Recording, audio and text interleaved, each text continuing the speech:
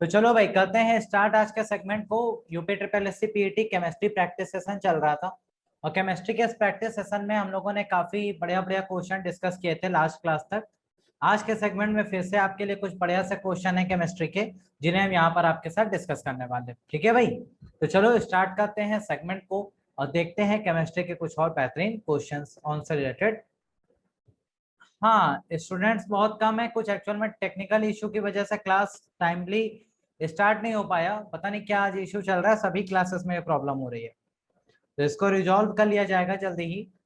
तो बाकी आपको कोई प्रॉब्लम नहीं होगा, मे बी जल्दी ही इसको सॉल्व कर लिया जाएगा। तो इसी वजह से लेट हो गया, काफी स्टूडेंट शायद ज्वाइन नहीं हुआ क्लास, इस वजह से चले भी गए। कोई नहीं, जितने भी लोग हैं उन्हीं के साथ करते हैं भाई ट्राई। तो चलो भाई, पहला क्वेश्चन आपके लिए स्क्रीन पर ये रहा और पहले क्वेश्चन का बढ़िया सा जल्दी से आंसर बताएं क्या होगा। Which is also known as quick silver, इनमें से किसको क्विक सिल्वर के नाम से भी जाना जाता है? आपके ऑप्शंस हैं horn silver, German silver, mercury या फिर नन ऑफ देम। तो भाई यहाँ पर करेक्ट आंसर क्या हो जाएगा? ऑप्शन नंबर ए, बी, सी या फिर D. Which option is correct? जल्दी से बताएं भाई। इनमें से किसे क्विक सिल्वर के नाम से भी जाना जाता है? ऑप्शन है horn silver, German silver, mercury या फिर नन ऑफ देम। बिल्कुल सी ऑप्शन नम्रता जी, बिल्कुल सही है। C option is the right answer, mercury. जो पारा होता है उसे ही हम लोग क्विक सिल्वर के नाम से जानते हैं। ठीक है, यहाँ पर एक बात और आपको याद रखनी है कि पारा जो है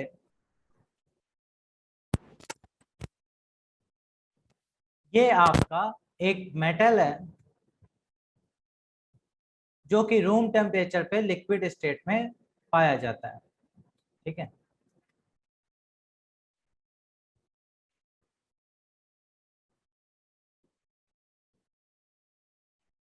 ओके। तो मरकरी यानी कि जो पारा होता है वो एक मेटल होता है जो कि लिक्विड है रूम टेम्परेचर पे, और पारे का जो पृष्ठ तनाव है धातुओं में वो सबसे ज्यादा होता है। मेटल्स में अगर बात करें, मेटल्स में मैक्सिमम सरफेस टेंशन अगर पूछी जाए तो वो किसकी है? पारा यानी कि मरकरी की है। ये पॉइंट में यहाँ पर याद रखिएगा। दो बातें हैं मरकरी से रिलेटेड जो आपको पता होनी चाहिए। First one, it is also known as quick silver, इसे क्विक सिल्वर भी कहा जाता है। ये एक मेटल है जो कि रूम टेम्परेचर पे लिक्विड होता है और इसका सरफेस टेंशन यानी कि पृष्ठ तनाव सबसे ज्यादा होता है मेटल्स में। ओके, ये तीन पॉइंट यहाँ से आपको क्लियर रखना है। चलिए अब बढ़ते हैं नेक्स्ट क्वेश्चन की तरफ। अगला क्वेश्चन देखते हैं भाई क्या है। The heaviest metal in periodic table is, periodic table यानी कि आवर्त सारणी में सबसे भारी तत्व कौन सा है? ये आपको बताना है भाई। तो इसे बताओ भाई, करेक्ट आंसर यहाँ पे क्या होगा? Francium, gold, lead sorry iron या फिर osmium. Which answer is correct?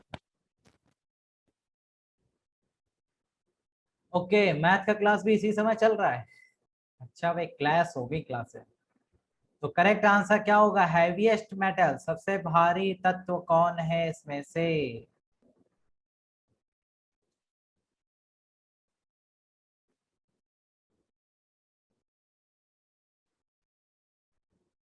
Okay, which option is correct? Option number D is the right answer, osmium. याद रखना भाई, ऑस्मियम एक मेटल होता है जो हैवीएस्ट मेटल माना जाता है, सबसे भारी तत्व होता है। तो ये पॉइंट आपको यहाँ पे अच्छे से याद रखना है। इसके अलावा सिल्वर और जो गोल्ड है ये सारे आपके उसमें नहीं आते, ना ही आयरन आता है ना ही फ्रांसियम आता है। ठीक है, नहीं नहीं, क्लास स्टार्ट नहीं हो गया, एक्चुअल में क्लास स्टार्ट हो ही नहीं रहा था, कुछ टेक्निकल इश्यू चल रहा था। अभी क्लास स्टार्ट हुआ है 4 बजे के आसपास। ये कुछ दिक्कत चल रही है, इसमें टेक्निकल इशू चल रहा है।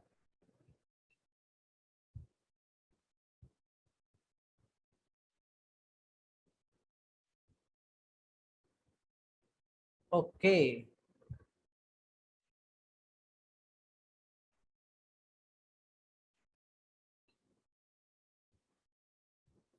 अच्छा, 12:45 से कंटिन्यू क्लासेस चल रही हैं, सही है भाई, बढ़िया है, पढ़ो आराम से।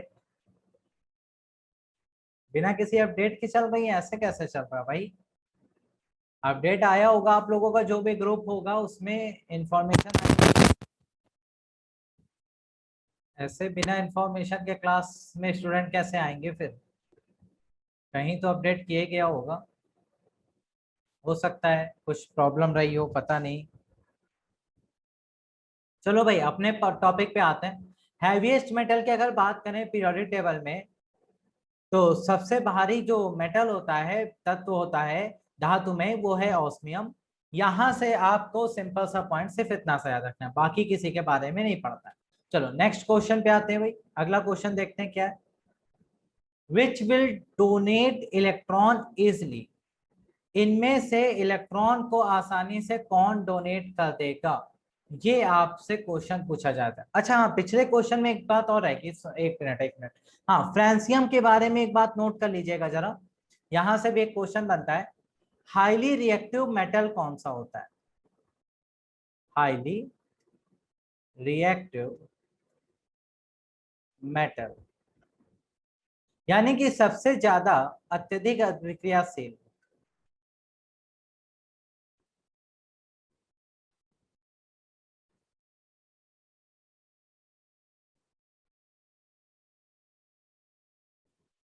हाईली रिएक्टिव मेटल की बात करें, एलिमेंट नहीं, सॉरी, इसको मेटल कर लीजिएगा, यानी कि धातु।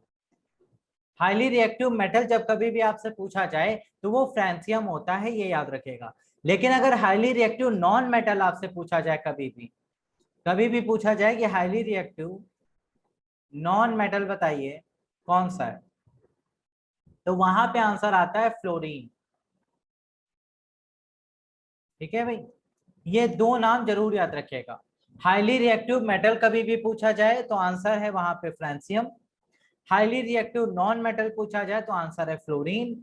और हैवीएस्ट मेटल पूछा जाए, सबसे भारी धातु पूछे जाए, तो ऑस्मियम आपका करेक्ट आंसर बनता है। ये तीन क्वेश्चन यहाँ से आपके बनते बढ़िया से। ठीक है, अब आते हैं नेक्स्ट क्वेश्चन पे। अब यहाँ पे क्वेश्चन है, which will donate electron easily, इनमें से इलेक्ट्रॉन को आसानी से कौन डोनेट कर पाएगा, ये बताना है आपको। क्लोरीन, ब्रोमीन, आयोडीन या फिर फ्लोरीन, तो इलेक्ट्रॉन को आसानी से कौन डोनेट कर देगा? ये सारे के सारे एक ही फैमिली से आते हैं, कौन सी family? Group number 17, halogen family. अगर आपको याद हो, लास्ट क्लास में आपको बताया था बेटा। हाँ, हर्ष जी, ऑप्शन नंबर सी, आयोडीन। ये सारे के सारे एक ही फैमिली से आते हैं, फ्लोरीन, क्लोरीन, ब्रोमीन, आयोडीन, ये हो गया। ठीक है, अब जैसे जैसे आप पीरियोडिक टेबल में, एक बात याद रखिएगा, पीरियोडिक टेबल में जैसे जैसे आप नीचे की तरफ बढ़ते हैं, वैसे वैसे एटॉमिक साइज क्या होता है? इंक्रीज होता है। एटॉमिक साइज यानी कि परमाणु के जो आकार है वो बढ़ता है, इंक्रीज होता है। तो अब आप खुद इसमें से दिमाग लगाइए, क्लोरीन, ब्रोमीन, आयोडीन और फ्लोरीन में सबसे नीचे कौन है? आयोडीन है। तो आयोडीन का साइज सबसे होगा लार्ज, लार्ज साइज होगा।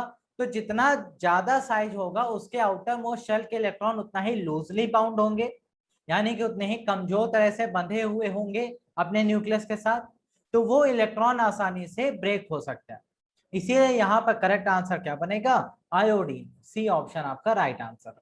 ठीक है, ये पॉइंट आपको यहाँ पे समझना था।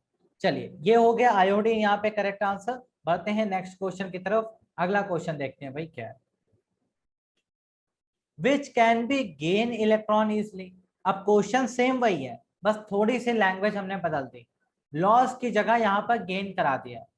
यानी कि अब यहाँ पर कौन ऐसा है जो आसानी से इलेक्ट्रॉन को एक्सेप्ट कर सकता है, गेन कर सकता है, ये बताना है आपको भाई। तो अगर इलेक्ट्रॉन के गेन करने की बात आती है, तो कैल्शियम, बेरिलियम, मैग्नीशियम या रेंड, कौन यहाँ पे करेक्ट आंसर होगा? तो गेन वही करेगा जिसका साइज क्या होगा? सबसे छोटा होगा। A option calcium.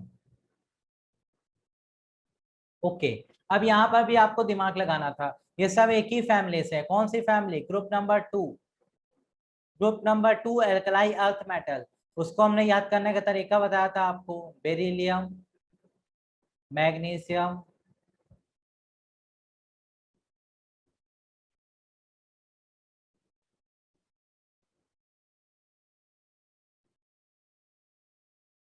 ठीक है।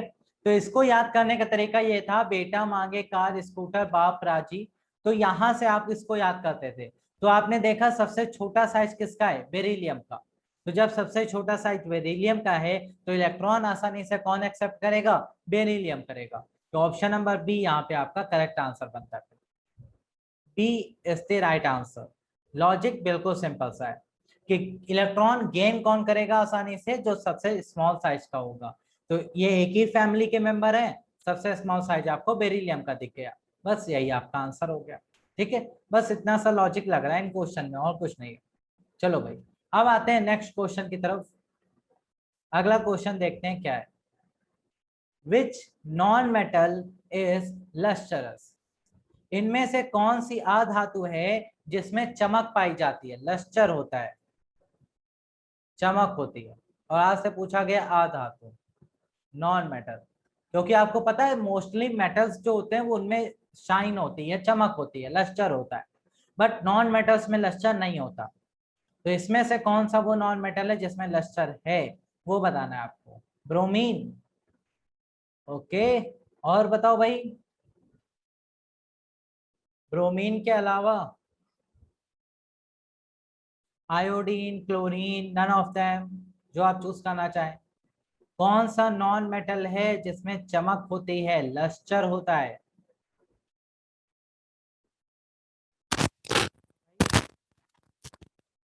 ब्रोमीन गलत आंसर है, क्योंकि ब्रोमीन एक नॉन मेटल तो है, लेकिन ये लिक्विड फॉर्म में पाया जाता है रूम टेम्परेचर पे।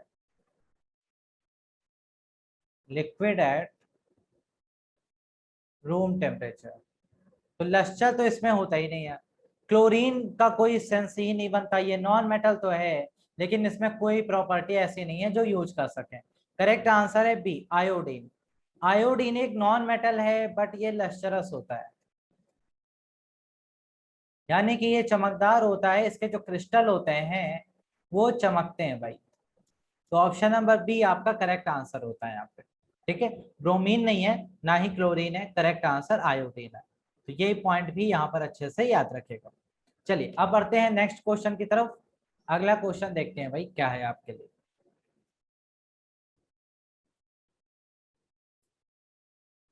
Which one is lightest?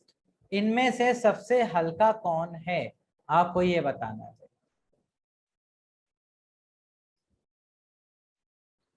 CaCl2 सबसे हल्का है, NH3 सबसे हल्का है, N2O सबसे हल्का है, या फिर Cl2 सबसे हल्का है?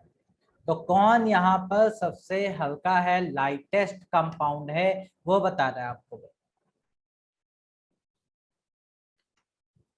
लाइटेस्ट कंपाउंड, सबसे हल्का यौगिक। Good evening.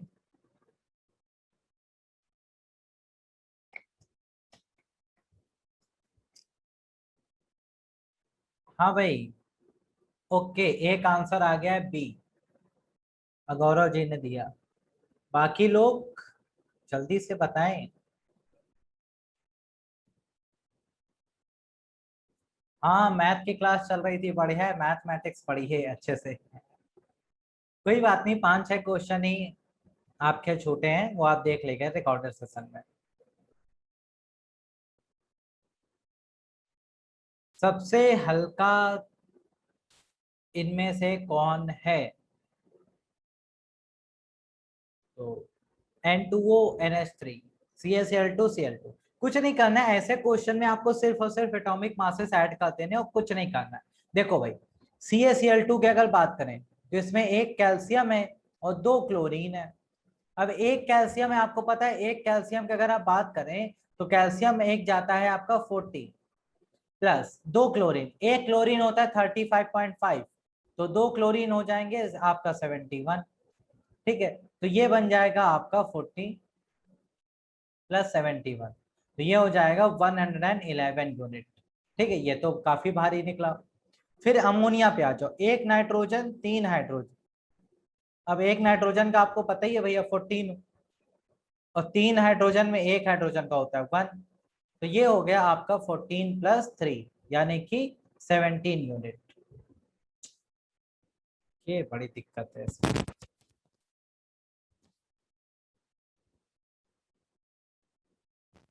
ओके, तो ये हो गया आपका 17 यूनिट। N2O के पास जाएंगे तो 2 नाइट्रोजन है, एक ऑक्सीजन है। नाइट्रोजन का आपको पता है कि 14 होता है, प्लस ऑक्सीजन का आपको पता है 16 होता है, तो ये हो गया 28 प्लस 16, आपका आंसर बन गया 44 यूनिट। Cl2 में जाएंगे तो 2 क्लोरीन यहाँ पे लगा हुआ है, तो 2 क्लोरीन का मतलब 35.5 हो गया, ये आपका 71। अब आपको सबसे छोटा कौन दिख रहा है, ये दिख रहा है, इसका मतलब अमोनिया इज द लाइटेस्ट। गौरव, आपका आंसर बिल्कुल सही था, अमोनिया क्या हो गया, सबसे हल्का हो गया। तो बस इस तरह से आप पहचान लेंगे आसानी से, जब कभी भी यौगिकों में पूछा जाए तो आपका ये आंसर यहाँ पे करेक्ट हो जाता है। ठीक है भाई, अच्छा, अमोनिया को आपको पता ही है यूरिया बनाने में यूज होता है, साथ में उर्वरकों का निर्माण यानी कि फर्टिलाइजर बनाने में यूज किया जाता है, इन सब तरह से इसका प्रयोग किया जाता है, ये पॉइंट अच्छे से याद रखेगा। चलिए आगे बढ़ते हैं नेक्स्ट क्वेश्चन की तरफ। Which gas can be used as coolant in air condition, यानी कि जो आपका एसी होता है, एसी में शीतलक के रूप में किस गैस का प्रयोग किया जाता है, ये आपसे पूछा है। कौन सी गैस एसी में शीतलक के रूप में प्रयोग की जाती है, सल्फर डाइऑक्साइड, अमोनिया, N2O या फिर NO2? तो कौन सी गैस यूज करेंगे भाई, जल्दी से बताइए। बोलो भाई, जल्दी से आंसर करो।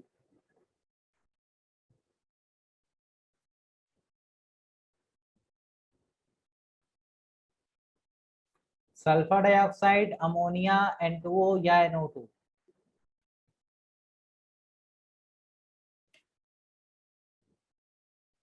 विच आंसर इज करेक्ट? इसका नहीं पता, कोई बात नहीं भाई, देखते हैं। देखो पहले क्या होता था, जब एसी बनाए जाते थे तो उसमें खतरनाक गैस यूज की जाती थी, CFC। CFC यानी कि क्लोरोफ्लोरोकार्बन, है ना। क्लोरोफ्लोरोकार्बन जो यूज की जाती थी वो बड़ी खतरनाक थी, क्यों? क्योंकि ये ओजोन लेयर को नुकसान पहुंचा रही थी। क्या कर रही थी भाई, ओजोन लेयर का लॉस हो रहा था इस वजह से। तो ओजोन हमारे लिए बहुत जरूरी है, आपको पता ही है। तो इस पर बाद में प्रतिबंध लगा दिया गया कि क्लोरोफ्लोरोकार्बन गैस एसी में नहीं फिल की जाएगी। तो अब उसके प्लेस पर कौन सी गैस यूज की जाने लगी है, अब यूज होने लगी है NH3 यानी कि अमोनिया। ठीक है, तो ये पॉइंट यहाँ पे याद रखिएगा। पहले क्लोरोफ्लोरोकार्बन यूज किया जाता था, लेकिन अब यूज नहीं करते, अब उसके प्लेस पे हम यूज करते हैं अमोनिया का। ठीक है, अब इसको वर्ल्ड वाइड वे में बंद कर दिया गया कि अब CFC नहीं यूज होगा, क्योंकि ओजोन का नुकसान होता है, अमोनिया यूज करिए उसमें। तो एसी में शीतलक के रूप में इसी का प्रयोग करते हैं। चलो अब बढ़ते हैं नेक्स्ट क्वेश्चन की तरफ भाई, अगला क्वेश्चन देखते हैं क्या है। gas starts to react in atmosphere during thunder lightning is, जब वायुमंडल में बिजली चमकती है तो कौन सी गैस रिएक्शन करती है, ये आपको बताना है। वायुमंडल में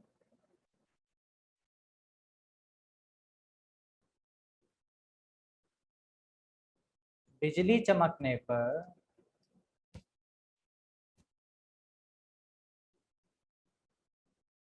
कौन सी गैस अभिक्रिया करती है,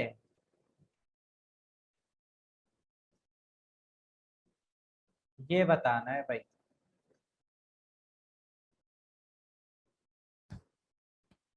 हाइड्रोजन, नाइट्रोजन, क्लोरीन या फिर मीथेन? तो बताओ भाई करेक्ट आंसर क्या होगा।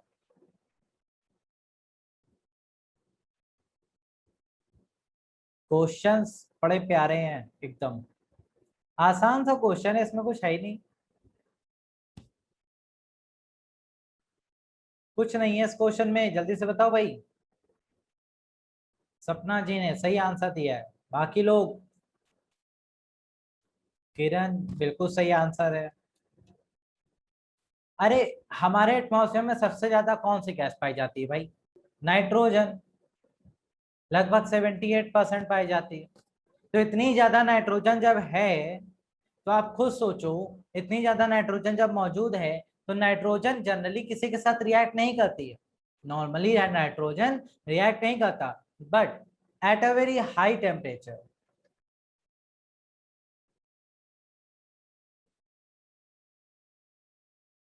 बहुत ही उच्च तापमान पर नाइट्रोजन रिएक्शन चालू कर देता है करना। और जब बिजली चमकती है तो टेम्परेचर तो बहुत ज्यादा होता ही है, इसी वजह से वहां पर नाइट्रोजन रिएक्ट करती है और क्या बनाती है भाई? Nitrogen oxide. इस तरह के गैसेस वहां पे फॉर्म होती हैं। तो ये पॉइंट आपको अच्छे से यहाँ पे याद रखना है, ठीक है। चलो अब बढ़ते हैं नेक्स्ट क्वेश्चन की तरफ भाई। Main component of PNG is, PNG का मुख्य घटक क्या है? प्रोपेन, ब्यूटेन, मीथेन या हेप्टेन? पीएनजी आपको इसका फुल फॉर्म भी याद होना चाहिए। Pipe natural gas. ये जो पाइप्ड नेचुरल गैस है पीएनजी, इसका मेन कंपोनेंट या मुख्य घटक क्या है? प्रोपेन, ब्यूटेन, मीथेन या हेप्टेन? निया बिल्कुल सही। Okay, C option, B option, butane, propane, methane. Methane, Sapna ji सही आंसर। सी ऑप्शन यहाँ पे बिल्कुल करेक्ट है भैया। हमने कहा था जितने भी आपके फ्यूल आते हैं उसमें मीथेन आपका मेन कंपोनेंट लगभग लगभग सभी में है, सिर्फ एलपीजी को छोड़कर। एलपीजी में आपके ये दोनों मेन कंपोनेंट होते हैं,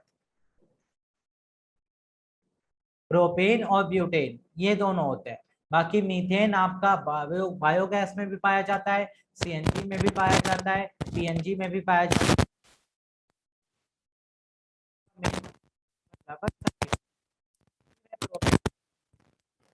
अच्छे से याद रखिएगा। अगला क्वेश्चन, टू मेक, देखा होगा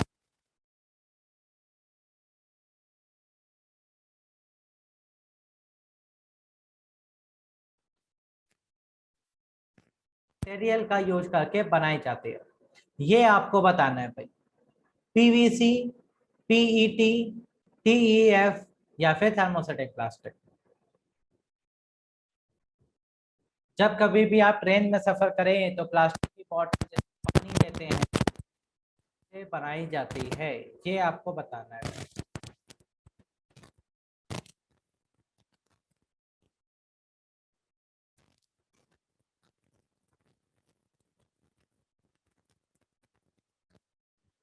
बताओ भाई जल्दी से, पीवीसी की बनाई जाती है।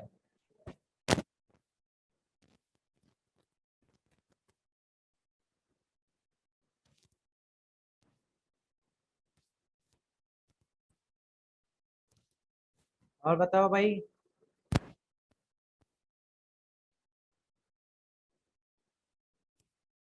ओके, पीईटी की बनाई जाती है, निया जी कह रही है पीईटी का। पीईटी का तो आपका एग्जाम भी है ना? तो वही है, बस ऐसे याद करो। आपका एग्जाम जिस चीज का है बस वही से बन रही है बॉटल, तो वो है पीईटी। करेक्ट आंसर है ऑप्शन नंबर बी, ठीक है। हाँ, करेक्ट आंसर आपका ऑप्शन नंबर बी है। पीवीसी नहीं बनाए जाते, पीवीसी आपके पाइप वगैरह बनाने के काम आता है, जो आपके प्लम्बिंग पाइप्स होते हैं ना, वहां पे बनाने के काम आता है पीवीसी, सॉरी पीवीसी। तो पॉलीविनाइल क्लोराइड है वो, पॉलीविनाइल क्लोराइड इसका फुल फॉर्म होता है, पॉलीविनाइल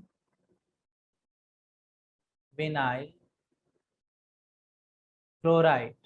इसका यूज हम लोग करते हैं प्लम्बिंग पाइप वगैरह।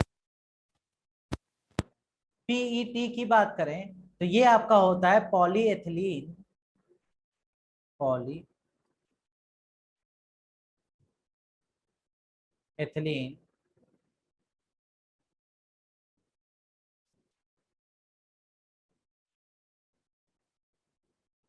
टेरेफ्थलेट, ठीक है। इसे कहते हैं पॉलीएथिलीन टेरेफ्थलेट। तो ये नाम अच्छे से याद रखिएगा। है सिंथेटिक फाइबर होता है, ठीक है, स्ट्रॉन्ग है, स्टिफ है, आसानी से टूटता नहीं है, इसीलिए इसका यूज हम लोग करते हैं क्या बनाने में, बॉटल बनाने में, जो आपके वाटर बॉटल होती है मार्केट में बिकते हैं, ठीक है, इससे बनाई जाती है। बाकी आपका कोई यूज नहीं। थर्मोसेटिक प्लास्टिक आप सब लोग जानते हैं कि जिसको एक बार बना दिया गया वो दोबारा उसको रीसेप या रीसाइज नहीं किया जा सकता। इसी का सबसे अच्छा एग्जाम्पल क्या है, बेकेलाइट। बेकेलाइट इसका सबसे अच्छा एग्जाम्पल है जो स्विच वगैरह बनाने में यूज होता है, ठीक है। बस इतना सा पॉइंट याद रखेगा। चलिए अब बढ़ते हैं नेक्स्ट क्वेश्चन की तरफ। Which gas is sweet to improve the hardness of rubber? किसी भी रबर को हार्ड करने के लिए, उसको कठोर बनाने के लिए कौन सी गैस प्रयोग की जाती है? नाइट्रोजन, क्लोरीन, सल्फर या फिर अमोनिया? किस गैस का प्रयोग करते हैं जिससे कि रबर को थोड़ा कठोर बनाया जा सके? तो बताओ भाई।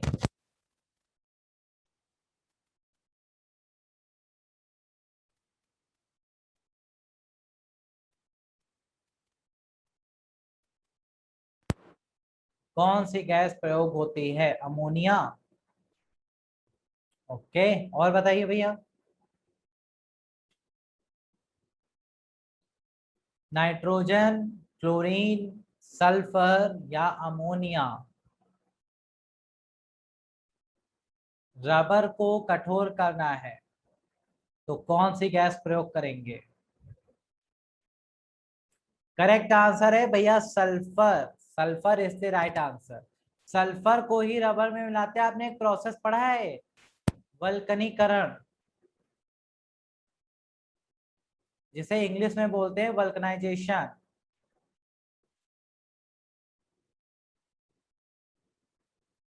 पढ़ा है कि नहीं पढ़ा है?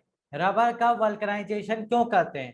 क्योंकि रबर को थोड़ा सा हार्ड बनाया जा सके, जिससे वो जल्दी टूट ना जाए। तो वहां पर वल्कनाइजेशन का ही प्रोसेस यूज किया जाता है, जिसमें आप लोग सल्फर का ही प्रयोग करते हैं, ठीक है। तो ये थोड़ा सा पॉइंट अच्छे से याद रखिएगा, सल्फर है जो हार्ड कराती है रबर को थोड़ा सा। नहीं तो रबर ऐसे जनरली बहुत सॉफ्ट होती है। प्लांट वगैरह से देखो मिल्क के रूप में निकलती रहती है रबर, तो वो उसको हार्ड करने के लिए ही उसका वल्कनाइजेशन कराया जाता है, उसमें सल्फर गैस का प्रयोग किया जाता है। ओके, चलो भाई अगले क्वेश्चन की तरफ बढ़ते हैं। नेक्स्ट क्वेश्चन देखते हैं क्या है। बहुत बढ़िया क्वेश्चन। बुलेट प्रूफ जैकेट्स किस चीज की बनाई जाती हैं? जो बुलेट प्रूफ जैकेट आपने देखा होगा डिफेंस में जनरली लोग पहनते हैं, तो वो किस मटेरियल की बनी होती है? रेयन, नायलॉन, टेरिकॉट या फिर कॉटन? बताओ भाई।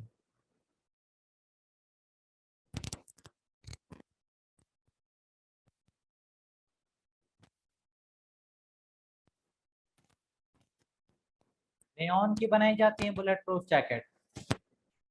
अच्छा, और बताओ।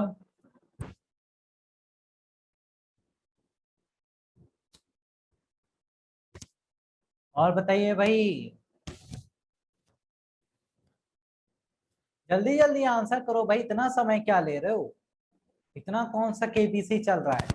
दिख गया आता है तो ठीक, नहीं आता तुक्का, बस हो गया।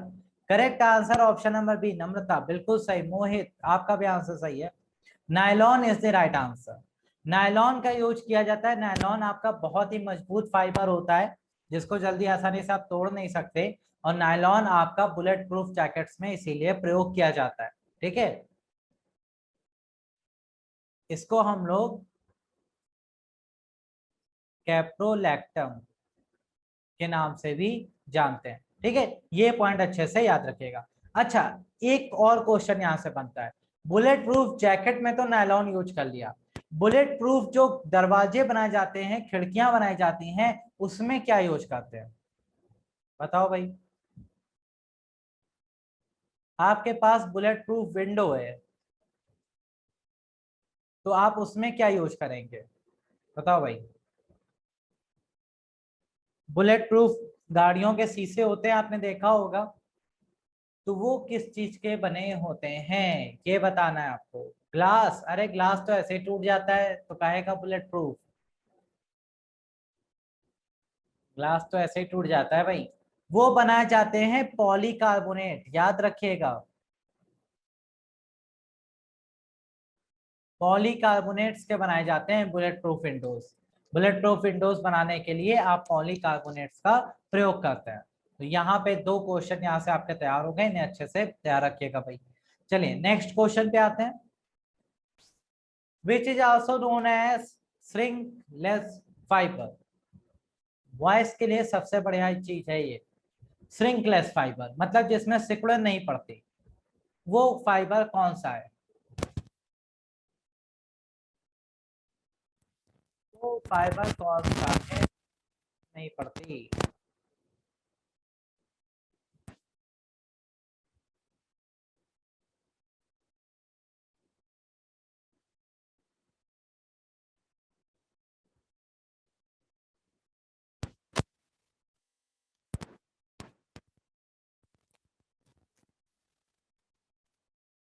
पॉलिएस्टर एक ऐसा आपका फाइबर है जिसमें सिकुड़न नहीं पड़ती। नायलॉन, रेयॉन, टेरिलीन तो नहीं होते उसमें, ठीक है। तो सी ऑप्शन आपका बिल्कुल करेक्ट होगा, पॉलिएस्टर। पॉलिएस्टर जो है इसी के ही आपके जो जींस वगैरह हैं वो अब आजकल इसी के बनाए जाते हैं, या फिर जो जिम ट्रैक सूट होते हैं, जिम ड्रेस जो आप लोग जिम जाते हो पहनकर, वो जिस कपड़े के बनते हैं वो पॉलिएस्टर के बनते हैं। आपने देखा होगा, चाहे उसको चाहे जैसे पहनो चाहे जैसे रख दो, कुछ भी कर दो, बस हल्का सा एक बार झाड़िए और बस पहन के चले जाइए। वो जो आपका जिम सूट होते हैं वो सारे के सारे इसी के बनाए जाते हैं, जिससे कि आप कैसे भी यूज करिए उसमें कभी भी श्रिंक नहीं आने वाला, सिकुड़न नहीं पड़ने वाली। ओके, चलिए नेक्स्ट क्वेश्चन पे आते हैं भाई। Which is use to make tooth brush. Tooth brush में जो ब्रशेस होते हैं जिनसे आप अपने दांत साफ करते हैं, वो किस चीज के बने होते हैं? रेयॉन, नायलॉन, सेलुलोज या acrylic fibre?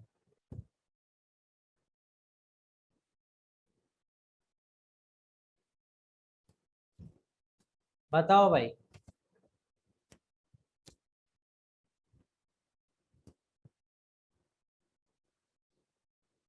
Acrylic fibre.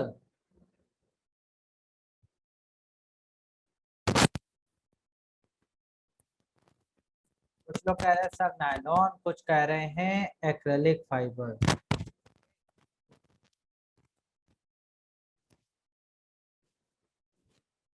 Nylon वाले कितने लोग हैं?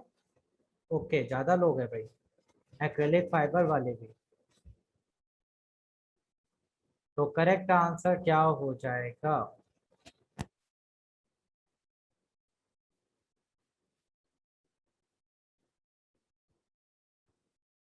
नायलॉन। सी एंड डी में कंफ्यूजन है। ओके, सी एंड डी में कंफ्यूजन है तो सी एंड डी दोनों ही गलत है ठीक है भाई, दोनों ही गलत है। सी एंड डी में कोई कंफ्यूजन नहीं है, करेक्ट आंसर नायलॉन है। नायलॉन का ही यूज किया जाता है भैया टूथब्रश बनाने में। आपके दांत बड़े मजबूत हैं, उनको साफ नायलॉन ही कर सकता है। एक्रेलिक फाइबर लोग पता चला वो फाइबर दांतों में ही फंस गए टूट के, इसीलिए नायलॉन यूज किया जाता है। हाँ, बी ऑप्शन जितने लोगों ने बताया वो बिल्कुल सही है। नायलॉन जितने लोगों ने बताया बिल्कुल करेक्ट है भाई। तो चलो नेक्स्ट क्वेश्चन पे आ जाते हैं, अगला क्वेश्चन देखते हैं क्या है। नेचुरल पॉलीमर इनमें से कौन है? ये बहुत प्यारा क्वेश्चन, फेवरेट क्वेश्चन। बताओ भाई, इसमें से नेचुरल पॉलीमर कौन सा है? क्वेश्चन को थोड़ा सा हमने घुमाया है, ट्विस्ट है क्वेश्चन में। तो ट्विस्ट है तो ध्यान रखिएगा भाई।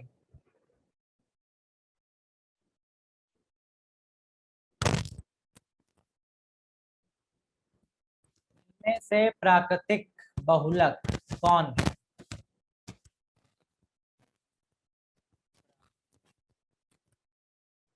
बहुलक कौन है? B option cellulose. B option cellulose, starch नहीं होता पॉलीमर। हाँ भाई, starch is not a polymer, आप ये कहना चाहते हैं?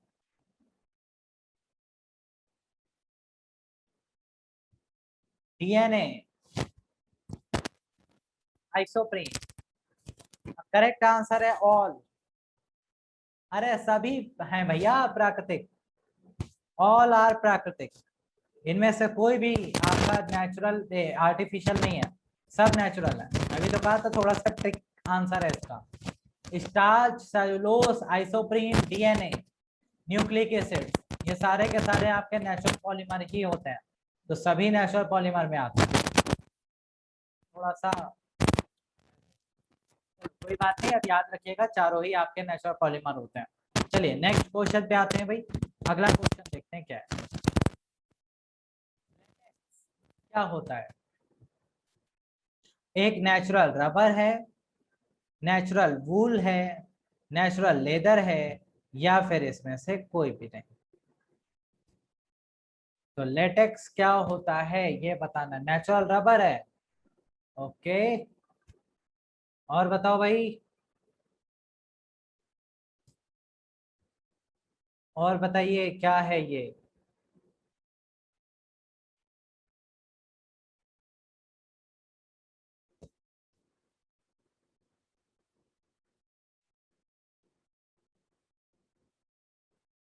सी ऑप्शन, नेचुरल लेदर है ना भैया, लेदर नहीं आता इसमें, वुल भी नहीं है, natural rubber is the right answer. A option बिल्कुल सही है। नेचुरल रबर होता है लेटेक्स, ये आपका होता है आइसोप्रीन। ठीक है, लेटेक्स जो है इसका यूज करते हैं हम लोग किसको बनाने में, च्युइंगम बनाने में।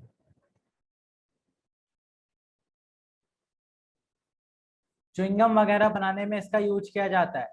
इसमें जब आप एसिटिक एसिड मिला देते हैं, तो एसिटिक एसिड मिला देने से ये क्या हो जाता है, थोड़ा सा हार्ड हो जाता है, क्लॉटिंग हो जाती है इसकी। क्या हो जाती है भाई, क्लॉटिंग हो जाती है। ये पॉइंट यहाँ पे याद रखिएगा, लेटेक्स एक नेचुरल रबर होता है। चलो अब बढ़ते हैं नेक्स्ट क्वेश्चन की तरफ। Which can be use to make fire proof jacket. अग्निरोधक जैकेट बनाने में किसका यूज करते हैं भाई, अग्निरोधक जैकेट बनाना है तो आप इनमें से किसका प्रयोग करेंगे, माइका, एस्बेस्टस, पॉलीकार्बोनेट, या फिर चारकोल। तो करेक्ट आंसर क्या है, चारकोल का यूज कर लेंगे। अच्छा भाई, हमें तो पता ही नहीं था कि चारकोल भी यूज होता है।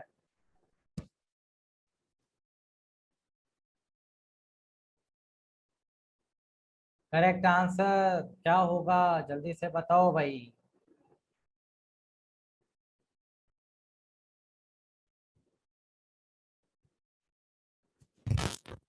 ऑप्शन किरण जी बहुत बढ़िया, एस्बेस्टस। बिल्कुल सही आंसर है भाई, एस्बेस्टस। एस्बेस्टस जो होता है उसका प्रयोग हम लोग करते हैं अग्निरोधक जैकेट बनाने में। ऑप्शन नंबर बी यहाँ पे एब्सोल्युटली आपका राइट आंसर है। ठीक है भाई, चलो ये याद रखिएगा, आज का टाइम होता है यहीं पर समाप्त। तो आज के सेशन को यहीं पे करना पड़ेगा क्लोज। बाकी के जो क्वेश्चन बच गए हैं वो आपको दे दे हम होमवर्क में, करोगे या फिर हम नेक्स्ट सेशन में कराएं, बताओ भाई। बाकी के क्वेश्चन का पीडीएफ दे दें, क्योंकि हम तो पूरे क्वेश्चन लाए थे। ओके आप करेंगे, तो चलिए भाई हम क्वेश्चन आपको दे देते हैं, आप ट्राई करिएगा। अदरवाइज हम नेक्स्ट सेशन में जल्दी जल्दी इसका आंसर आपके साथ डिस्कस कर देंगे। ठीक है, नेक्स्ट सेशन में आंसर डिस्कस कर लेंगे सारे क्वेश्चन का। ओके चलिए guys, thank you so much for watching this class, have a great day, take care, bye bye. Next class में मिलते हैं, वहां पर इसको डिस्कस करते हैं। Thank you.